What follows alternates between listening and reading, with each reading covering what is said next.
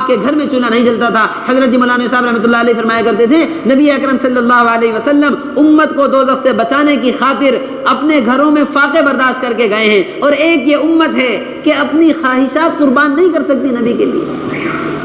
ایک دکان سے 2 دکان ہو جاویں، ایک گھر سے 2 گھر ہو جاویں، 1 روپیہ سے 2 روپیہ ہو جاوے، 2 روپیہ سے 4 روپیہ ہو جائیں، ساری زندگی کی محنت اسی میں جھونک دی۔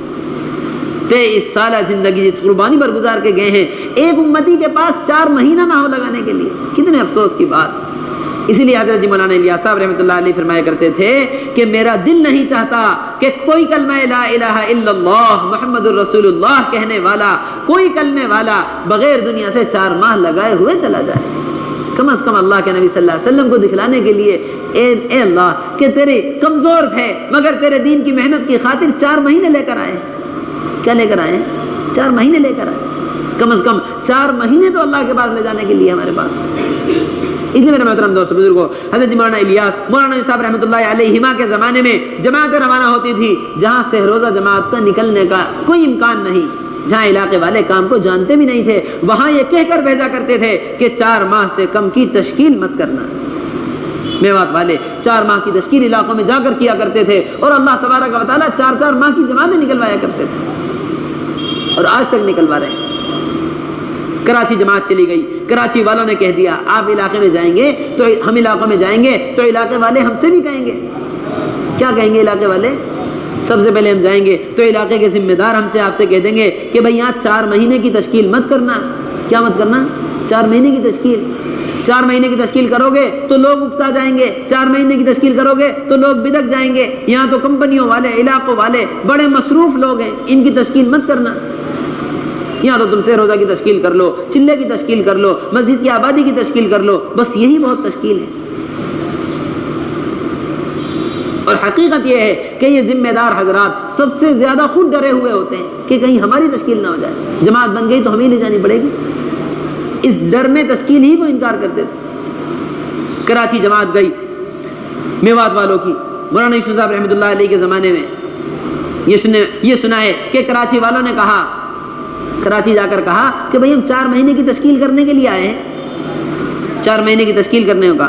کراچی والوں نے کہہ دیا کہ بھئی یہاں تو بڑے مصروف لوگ ہیں، کمپنیوں والے، علاقوں والے، ٹائم ٹیبل کے ساتھ چلنے والے، یہ وقت آفس کا، یہ گھر کا، یہ دکان کا، یہ فلانے کام کا، تم ان کو مسجد میں وقت لے لو، تم ان کے سے روزہ لگوا دو، بہت بڑی بات۔ میوات والوں نے کہہ دیا کہ ہم سے تو یہ کہا گیا ہے کہ 4 مہینے کی تشکیل کرنی ہے، 4 مہینے کی تشکیل کرتے ہیں تو ہم یہاں آپ کے یہاں کام کریں گے، ورنہ آپ کی کراچی ہمیں کوئی کام کرنے کا شوق نہیں، ہم واپس نظام الدین جا رہے ہیں، جیسا حضرت نے کہا تھا ایسا کام کریں گے۔ کراچی والوں نے کہا کہ تم ضد پر ہو تو چلو کر کے دیکھ لو۔ 4 مہینے کی تشکیل کی، اللہ تبارک و تعالیٰ نے اس زمانے میں وہاں سے 4 ماہ کی جماعتیں نکلوا کر دکھلائی۔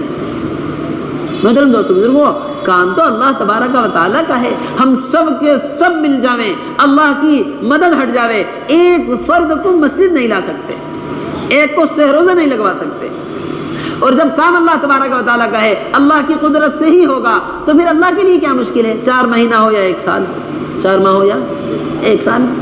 اس لیے اللہ کی ذات پر بھروسہ رکھتے ہوئے 4 ماہ کی کم از کم تشکیل کرنی ہے۔ اور محترم دوستو بزرگوں، تشکیلی گشتوں کے اندر ایک بہت اہم بات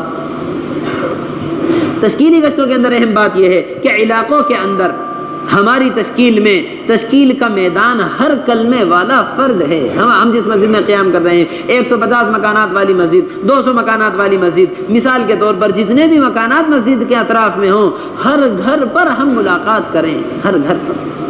حضرت مولانا صاحب رحمۃ اللہ علیہ فرمایا کرتے تھے کہ کام کرنے والوں کے درمیان محدود ہو کر رہ جانا یہ کام کا سب سے بڑا نقصان ہے۔ یہ کام کا کیا ہے؟ بڑا نقصان، کہ ہماری جماعتیں علاقوں میں جاویں اور وہاں ممبر پر امام صاحب سے کہ بھئی 4 ماہ والوں کی فہرست دے دو، چلے والوں کی فہرست دے دو، ہم تبلیغ والوں میں ہی ملاقات کریں گے۔ فرماتے تھے کام کا بڑا نقصان کہ کام والوں کے درمیان محدود ہو کر رہ جائے۔ ہمارا میدان محنت تو ہر کلمے والا، ہم یہ سمجھ کر چھوڑ دیں فلانا ہمارے ذہن کا ہے، فلانا ہمارے خیال کا ہے، فلانا ہمارے خیال کا نہیں ہے، فلانا ہمارے ذہن کا نہیں ہے، فلانا ہمارے طبقے کا نہیں ہے۔ ہمیں تو طبقوں سے نکال کر امت بنانی ہے۔ کیا بنانی ہے؟ طبقوں سے نکال کر امت بنانے کے لیے نکلے. ہم نے ہی کسی کو طبقہ سمجھ لیا تو کیسے امت بنا سکیں گے؟ یہ فرمایا کرتے تھے حضرت جی مولانا الیاس صاحب رحمۃ اللہ علیہ کہ ادنا ایمان والے کی حقارت بھی اگر دل کے اندر آ گئی تو اللہ تبارک و تعالی عالم کی ہدایت کا کام تم سے نہیں لے سکتے. اس لیے میرے محترم دوستوں بزرگوں، ہر کلمے والے کو اپنا سمجھتے ہوئے، کسی کا مزاج نہیں بنا ہوا ہے، کوئی بات نہیں سنتا ہے تو زیادہ سے زیادہ کیا ہوگا؟ کوئی ہمیں گالی دے دے گا، کوئی اونچی آواز سے بات کر لے گا، کوئی ہم پر اپنے گھر کا دروازہ بند کر کے چلا جائے گا، کوئی ہم پر ناراض ہو جائے گا، کوئی ہمیں گالی دے کر ڈانٹ کر بھگا دے گا. اس سے زیادہ اور کیا ہوگا؟ کسی نے ہمیں مار بھی دیا تو اللہ کے نبی صلی اللہ علیہ وسلم کی سنتیں ادا ہو رہی ہیں. ہمارے نبی جب یہ تکلیف اٹھا سکتے ہیں تو ہم کیوں نہیں اٹھا سکتے؟ اس طرح علاقوں کے اندر کام کیا گیا. اللہ تبارک و تعالی جزائے خیر عطا فرمائے. کن قربانیوں کے ساتھ علاقے کے اندر کام کیا ہے بھائی اسلم صاحب کو اللہ تعالی جزائے خیر عطا فرمائے. کن قربانیوں کے ساتھ کیا ہے، کتنے پتھر کھائے، کتنی گالیاں کھائیں، کتنے تھوک سہے، کتنی تکلیفیں اٹھائی ہیں. آج اللہ تبارک و تعالی نے کر کے دکھلا دیا ہے. 100 جماعتیں علاقے سے تیار بیٹھی ہوئی ہیں نکلنے کے لیے. بھلا ان کا نکلنا ممکن تھا؟ وہ تو جس جگہ پر جب قربانی دی جائے گی دین کی خاطر، اللہ تبارک و تعالی قربانی دینے والے کو اور قربانی دینے والی جگہ کو دونوں کو قبول فرما لیں گے. یہاں ماحول بنا دیں گے اور اس کو قبول فرما لیں گے. اس لیے محترم دوستو بزرگوں، ہر ایک پر محنت ہماری ذمہ داری ہے، ہر ایک پر. اور تشکیل کے اندر چوتھی بات یہ حضرت فرماتے ہیں، بڑی اہم بات، کہ تشکیل میں تشکیل کرنے والے اللہ کے نبی صلی اللہ علیہ وسلم اور صحابہ کرام رضوان اللہ تعالی علیہم اجمعین کے واقعات سنا کر نکلنے والوں کو آمادہ کریں. نکلنے والوں کو کیا کریں؟ نکلنے والوں کو آمادہ کریں. آمادہ نکلنے والوں کو زبردستی نہیں کرنی ہے، ان کا ہاتھ پکڑ کر نہیں کھینچنا ہے، بلکہ ان کو اندر سے نکلنے کے لیے آمادہ کیا جائے. اتنی خوشامد تشکیل کے اندر کی جائے. بس یہ خوشامد والی بات یہ فرماتے ہیں. اللہ کے نبی صلی اللہ علیہ وسلم کی خوشامد پر اللہ تبارک و تعالیٰ کو ترس آ رہا تھا. اللہ کے نبی صلی اللہ علیہ وسلم کی خوشامد پر عمر رضی اللہ تعالیٰ عنہ کو ترس آ رہا تھا. ایسی خوشامد کر رہے تھے کہ یہ خوشامد اللہ کے راستے کے لیے تیار کرنے کے لیے.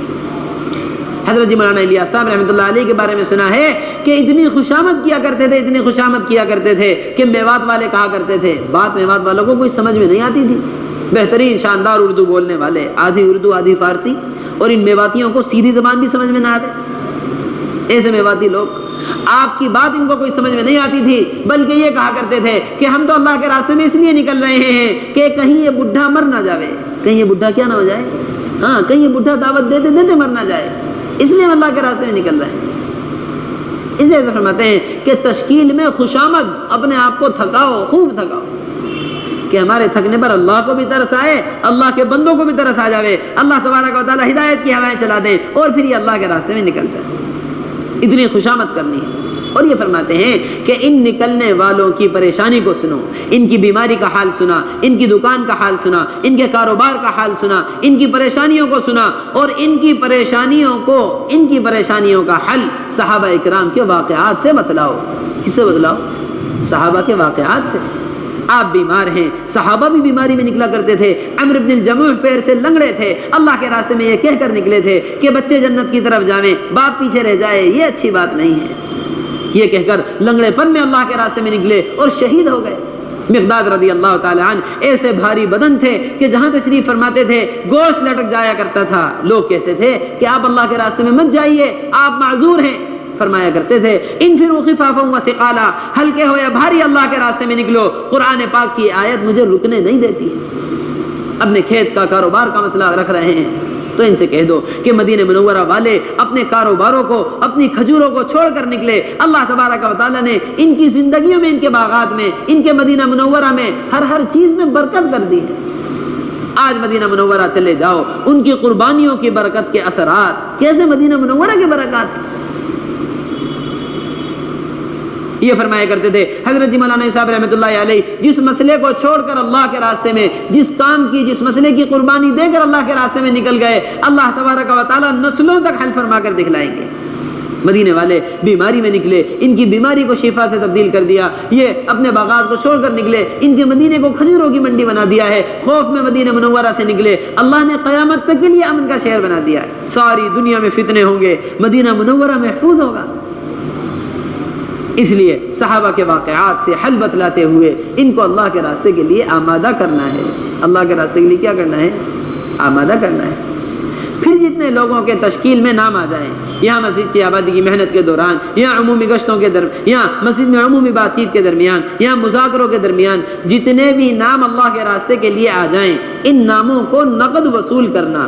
ان ناموں کو کیا کرنا ہے؟ نقد وصول کرنا.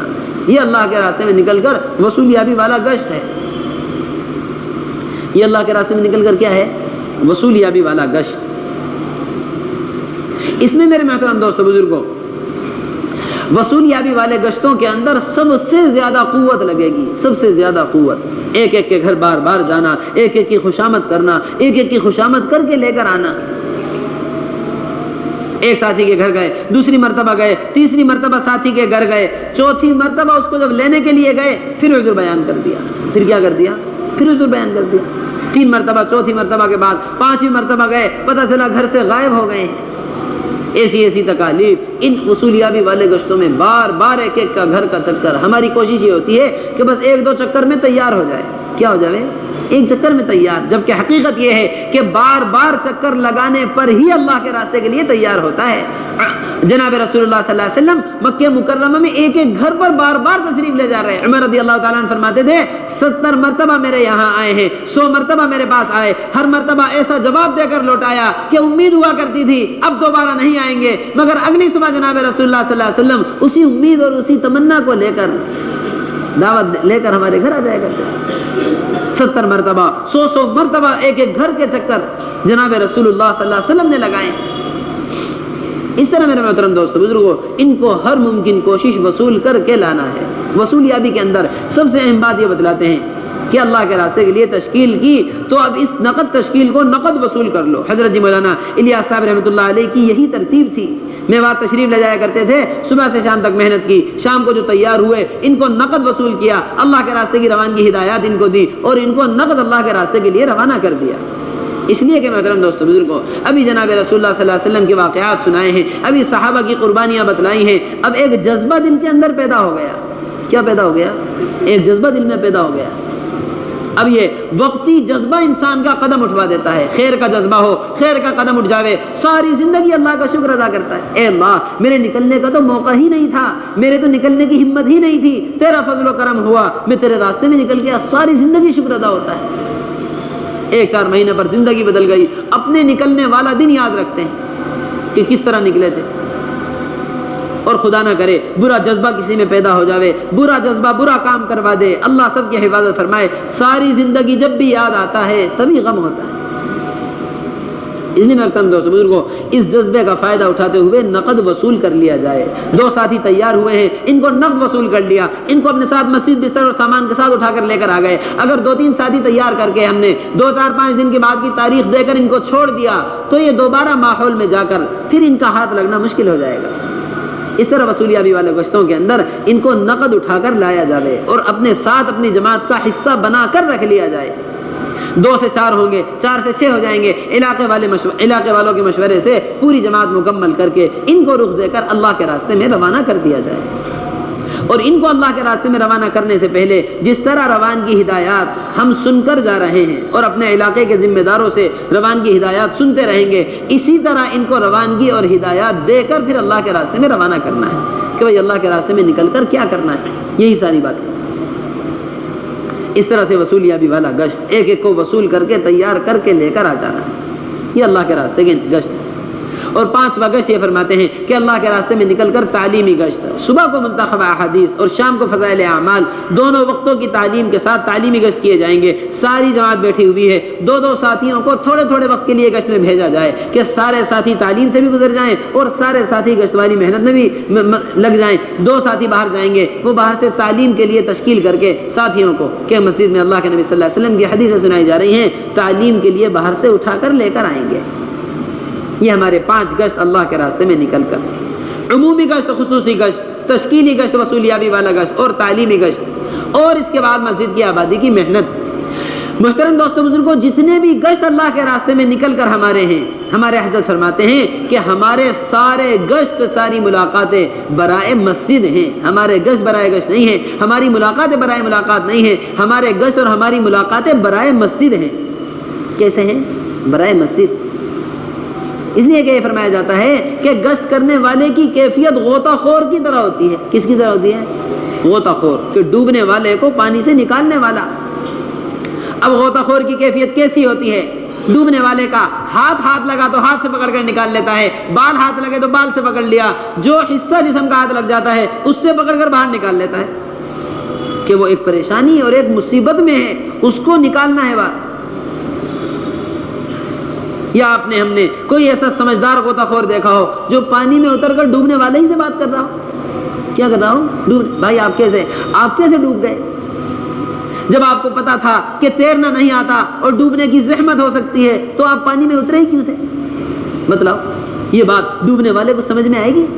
سب سے پہلے اس کو پانی سے نکال کر باہر لایا جائے گا، اس کے اندر کا پانی باہر نکالا جائے گا، جب ہوش میں آ جائے گا تب جا کر بات سمجھ میں آئے گی۔ بعینہ ہی اسی طرح حضرت فرماتے ہیں کہ ایک بدبو کے ماحول میں رہنے والے کے اندر سے بدبو کا احساس ختم ہو جاتا ہے، اسی طرح منکرات کے ماحول میں رہنے والا ہے کہ اس کے اندر سے منکرات کا احساس ختم ہو گیا ہے۔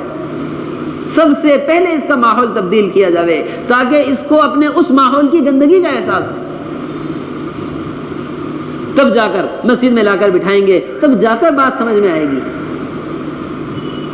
کنتم خیر امۃ اخرجت للناس، ابو ہریرہ رضی اللہ تعالیٰ عنہ امام المحدثین فرماتے ہیں کہ تم خیر امت اس وقت تک ہو نہیں سکتے جب تک تم منکرات کے ماحول میں پڑے ہوئے لوگوں کو اٹھا کر ان کا ماحول تبدیل کر کے معروفات کے ماحول میں نہ لے آؤ۔ بخوشی آ جائیں تو بخوشی لے آؤ، بخوشی نہ آویں تو ان کے گلوں میں زنجیریں ڈال کر جب تک تم کھینچ کر ان کو معروفات کے ماحول میں نہ لے آؤ اس وقت تک تم خیر امت ہو نہیں سکتے۔ کتنی واضح بات ہے۔ اس لیے میرے محترم دوستو بزرگوں، بازار کا ماحول، چائے کے اڈوں کا ماحول، غفلت گاہوں کا ماحول، یہ منکرات کا ماحول، اس سے اٹھا کر مسجد میں لے کر آنا ہے۔ اس سے اٹھا کر کہاں لانا ہے؟ مسجد میں۔ جناب رسول اللہ صلی اللہ علیہ وسلم نے کتنے فضائل امت کو مسجد کے سکھلائے ہیں، کتنے فضائل بتلائے، قرآن اور حدیث مسجد کے فضائل سے بھرا ہوا ہے کہ ایک مسجد کی طرف قدم اٹھانے والا دین کی بات کو سیکھنے سکھلانے کے لیے اللہ تبارک و تعالیٰ کامل حج کا اجر و ثواب عطا فرماتے ہیں۔ رات کے اندھیرے میں آنے والا کامل روشنی کی، کامل نور کی اللہ تبارک و تعالیٰ قیامت کے دن کامل نور کا وعدہ فرما رہے ہیں۔ دین کی بات کو سیکھنے سکھلانے، رات کے اندھیرے میں چل کر آنے اور دن اور شام کو صبح شام مسجد آنے والا اللہ اس کے میزبان ہوتے ہیں اور یہ اللہ کا مہمان ہوتا ہے۔ اللہ فرما رہے ہیں کہ میزبان پر آنے والے مہمان کی ذمہ داری ہے۔ من اتانی ماشیا اتیتہ ہرولۃ، اللہ فرما رہے ہیں جو میری طرف چل کر آئے میں اس کی طرف دوڑ کر آتا ہوں۔ مسجد میں داخل ہونے والا اللہ کی رحمت اس طرح گلے لگاتی ہے جس طرح بچھڑا ہوا دوست کو گلے لگاتا ہے۔ اسی لیے حضرت جی مولانا الیاس صاحب رحمۃ اللہ علیہ فرمایا کرتے تھے کہ جس شخص کا قدم تم نے مسجد کی طرف اٹھوا دیا اس کو اللہ کی رحمت کے حوالے کر دیا ہے۔ اس کو کیا کر دیا؟ اللہ کی رحمت کے حوالے۔ گناہوں سے چور، حالات سے پریشان، گھر کی نااتفاقیاں، گھر کے جھگڑے، کیسی پریشانی اور مصیبتوں میں امت مبتلا ہے۔ اللہ کی رحمت کی کتنی محتاج ہے، اللہ کی رحمت کی کتنی محتاج۔ پھر بھی یہ کہتے ہیں کہ مسجد لانا کوئی ضروری نہیں۔ بتلاؤ اللہ کی رحمت کی محتاجگی کس کو نہیں ہے؟ اس لیے میرے محترم دوست بزرگوں، مسجد میں اٹھا کر لے کر آنا، ایک قدم اللہ کے گھر کی طرف اٹھوا دیا، اللہ کی رحمت کے حوالے کر دیا، اللہ کی رحمت کی طرف دوڑ کر آ گئی، گھر میں مسجد میں داخل ہو گیا تو اللہ کی رحمت نے اس طرح گلے سے لگا لیا جس طرح بچھڑا ہوا دوست کو لگاتا ہے۔ اس طرح ہر ایک کو ہر گشت کے دوران مسجد میں لے کر آنا۔ ابو ہریرہ رضی اللہ تعالی عنہ بازار والوں پر گشت کر رہے ہیں اور یہ فرما رہے ہیں ما اعجزکم یا اہل السوق، کس چیز نے تمہیں عاجز کر دیا ہے کہ مسجد میں جناب رسول اللہ صلی اللہ علیہ وسلم کی میراث تقسیم ہو رہی ہے، میراث بتلا کر مسجد کے حلقے کی طرف بازار والوں کو بھیج رہے تھے۔ کہاں بھیج رہے تھے؟ مسجد کے حلقے کی طرف۔ یہ حضرت فرماتے ہیں کہ مسجد میں اعمال قائم کرتے ہوئے باہر کی ملاقاتوں کے ذریعے ایمان والوں کو اٹھا کر مسجد میں لے کر آ جانا، یہ مسجد کی آبادی کی محنت ہے۔ یہ مسجد کی آبادی کی کیا ہے؟ محنت۔ یہاں عمل قائم کرتے ہوئے باہر کی ملاقاتوں کے ذریعے ایمان والوں کو مسجد میں اٹھا کر لے آنا، یہ مسجد کی آبادی کی محنت۔ باہر ملاقاتیں کرنے والوں کے بارے میں فرماتے ہیں کہ 3 قسم کی باہر جماعتیں بنا لو۔ کتنی قسم کی؟ یہ وہ سمجھنے کی بات ہے، آبادی کا عمل سب کرتے ہیں مگر سب مختلف طریقوں سے کر رہے ہیں۔ یہ فرماتے ہیں کہ باہر 3 قسم کی ملاقاتیں ہو جائیں.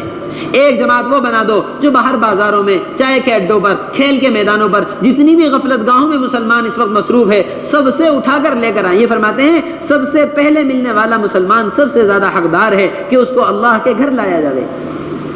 اس طرح ایک ملاقات. اور دوسری ملاقات یہ فرماتے ہیں آبادی کے عمل کے دوران گھر گھر کی بھی ملاقات کر لی جائے. گھر گھر کی بھی ملاقات، ایک ایک دروازے پر گھر گھر سے لوگوں کو اللہ کے راستے کے لیے لانا.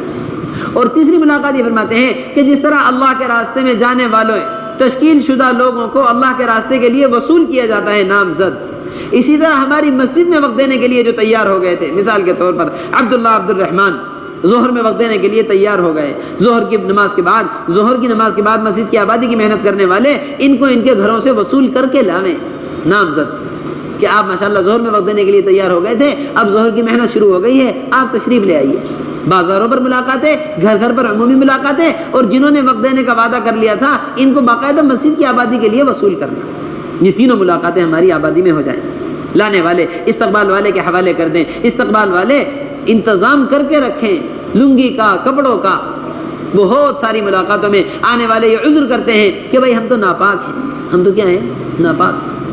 حضرت کے الفاظ، حضرت فرماتے ہیں روانگی کے اندر بار بار کہ ایمان والوں سے یہ کہہ دو کہ ایمان والا ناپاک نہیں ہوتا. آپ مسجد آ جائیے، اگر پھر بھی کپڑوں پر لگی ہوئی ناپاکی کا عذر کریں تو آپ کہہ دیجئے اور ہم کہہ دیں کہ جو ہے ہم نے مسجد میں آپ کے لیے انتظام کیا ہوا ہے، کپڑوں کا بھی انتظام ہے، آپ تشریف لے آئیے. ہر حال میں مسجد لا کر فریضہ ادا کروا دینا. حضرت جی مولانا الیاس صاحب رحمۃ اللہ علیہ فرمایا کرتے تھے جتنے برے حال سے برے حال ایمان والے کے پاس جاؤ گے اللہ تبارک و تعالیٰ کو اتنا ہی قریب پاؤ گے. اللہ کو اتنا ہی قریب پاؤ گے. بیچارہ کوئی نشے میں چور، کوئی گناہوں میں مبتلا، کسی نے مسجد کا رخ ہی کبھی ساری زندگی نہیں کیا ہے، آج اس کو اٹھا کر پوری کوشش اور محنت سے اللہ کے گھر لے کر آ گئے. کتنا اللہ تبارک و تعالیٰ لانے والے سے خوش ہوں گے جب آنے والے سے اتنا خوش ہو رہے ہیں. کسی کا بچھڑا ہوا بیٹا اس کو لا کر دے دیا جائے کتنا خوش ہوتا ہے.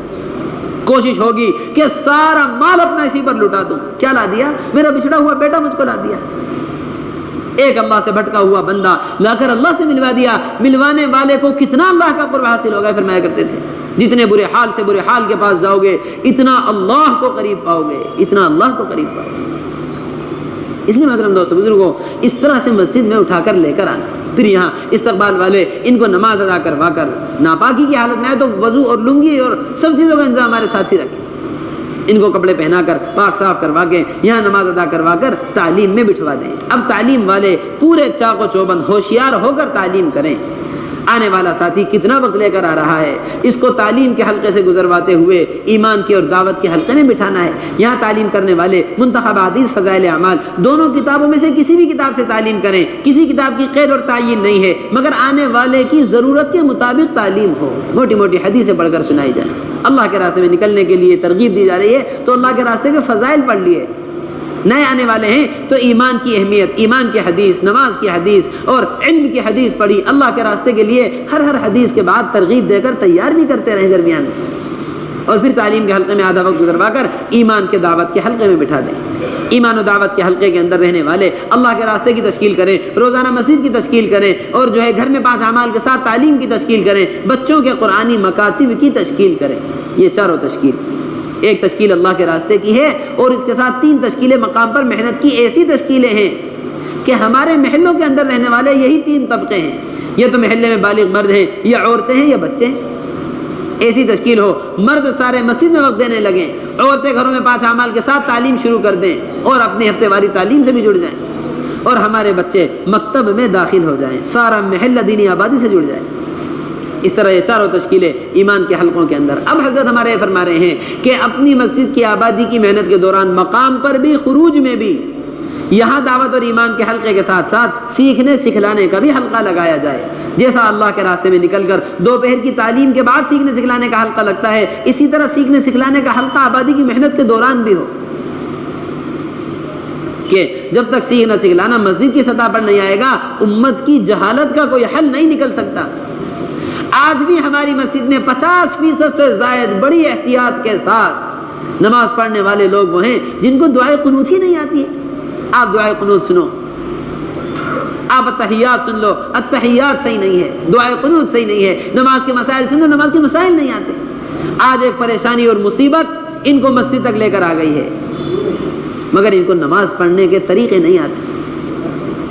اس لیے میرے محترم دوستو بزرگوں فرماتے ہیں جس طرح محلے کی ضرورتیں بازار سے پوری ہو رہی ہیں، یہ کارخانے دنیاوی ضرورتوں کو پوری کرتے ہیں، یہ ہماری مسجدیں دینی کارخانے ہیں جو ہماری دینی ضرورتوں کو پورا کریں گے، کہ ایک محلے سے سارے محلے والوں کی دینی ضرورت پوری ہو رہی ہو۔ اس کے لیے اپنے امام صاحب کی خوشامد کر کے، اپنے مولوی صاحب کی خوشامد کر کے، جو درس و تدریس میں یا اپنی دنیاوی کمائی میں مصروف ہیں، ان سے کہہ دیں کہ آپ اپنی سہولت کا کوئی بھی وقت ہماری مسجد میں دے دیجئے۔ آبادی کا عمل ہوتا ہے، اس کے ساتھ ساتھ سیکھنے سکھلانے کا حلقہ، ایمان والوں کو جمع کر کے ہم لائیں گے اور ان کو نماز آپ سکھلائیں گے۔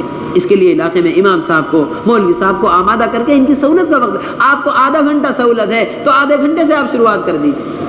محلے والے سب آپ سے نماز سیکھنا چاہتے ہیں، اور ان حلقوں کے اندر موٹے موٹے مسائل، جیسے اللہ کے راستے میں نکل کر صبح اور شام 2 حلقے لگتے ہیں نا، صبح کو قرآن کا اور شام کو سیکھنے سکھانے کا، بس یہی دونوں حلقے ہماری مسجد کی آبادی کی محنت میں ایک ساتھ لگائے جائیں گے۔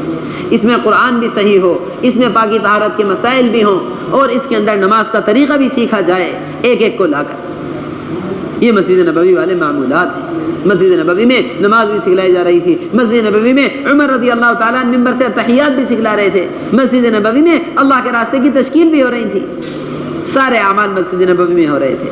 یہ ہماری مسجدوں میں قائم ہو گئے تو ہمارے محلے انشاءاللہ تعالیٰ 100% دین پر آ جائیں گے۔ حضرت جی مولانا یوسف صاحب رحمۃ اللہ علیہ فرمایا کرتے تھے، تم اپنی مسجدوں کو مسجد نبوی کے معمول پر لے آؤ، تمہارے محلے مدینہ منورہ والے ماحول میں آ جائیں گے۔ تمہارے محلے کہاں جائیں گے؟ مدینہ منورہ والے ماحول میں۔ اس لیے محترم دوستو بزرگوں، اس طرح مسجدوں کو آباد کرنا ہے، اس طرح مسجدوں کو آباد کرنا ہے، اس طرح پہلے نمبر کے اندر اپنے آپ کو ایمان کی دعوت میں لگانا، انفرادی طور پر، اجتماعی طور پر، تعلیم جو ہے گشتوں کے ذریعے، ملاقاتوں کے ذریعے اپنے آپ کو ایمان کی دعوت میں مصروف رکھنا ہے اللہ کے راستے میں نکل کر۔ اور دوسری چیز محترم دوستو بزرگوں، اللہ کے راستے میں نکل کر اپنے آپ کو نماز کا عادی بنانا ہے۔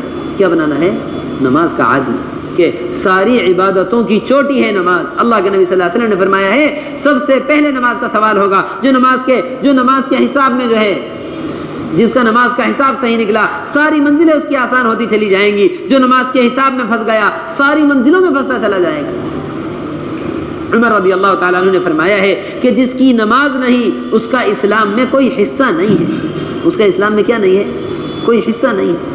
محترم دوستو بزرگوں، ہم نے دکان کے نقصان کو نقصان سمجھا، کاروبار کے نقصان کو نقصان سمجھا، کھیت کے نقصان کو نقصان سمجھا۔ بتلاؤ، ایک کاروبار، ایک دکان والے کی پورے دن کوئی کمائی نہیں ہوتی، پورے دن مزاج خراب رہتا ہے، پورے دن کیا رہتا ہے؟ مزاج، گھر والوں سے بات کرنے کو دل نہیں چاہ رہا، کسی سے بات کرنے کو دل نہیں چاہ رہا، کیا ہو گیا؟ کوئی کمائی نہیں ہوئی، پورے دن کی محنت بیکار گئی۔ کسی کی دکان جل جاوے، کسی کی دکان میں ڈاکہ ڈل جائے، کسی کے گھر میں ڈاکہ ڈل جائے، بھلا وہ آدمی، وہ شخص سکون سے بیٹھ سکتا ہے؟ وہ اپنے گھر والوں کے درمیان کھاتا پیتا خوشی راضی رہ سکتا ہے؟ اللہ کے نبی صلی اللہ علیہ وسلم فرما رہے ہیں ایک نماز کو ضائع کرنے والا کأنما بتر اہلہ و مالہ، گویا کہ اس کے گھر والے، اس کا مال سب کا سب لوٹ لیا گیا، سب کا سب۔ یہ اللہ کے نبی صلی اللہ علیہ وسلم فرما رہے ہیں ایک نماز کے بارے میں۔ ایک دکان کا نقصان برداشت نہیں ہوتا، ایک دکان اور کاروبار کے نقصان پر طبیعت بالکل جو ہے اداس ہو جاتی ہے، روزانہ نمازیں چھوٹتی ہیں مگر ہمیں خیال تک نہیں آتا۔ اس لیے اللہ کے راستے میں نکل کر وقت کو فارغ کر کے جو نکل رہے ہیں، اپنے آپ کو نماز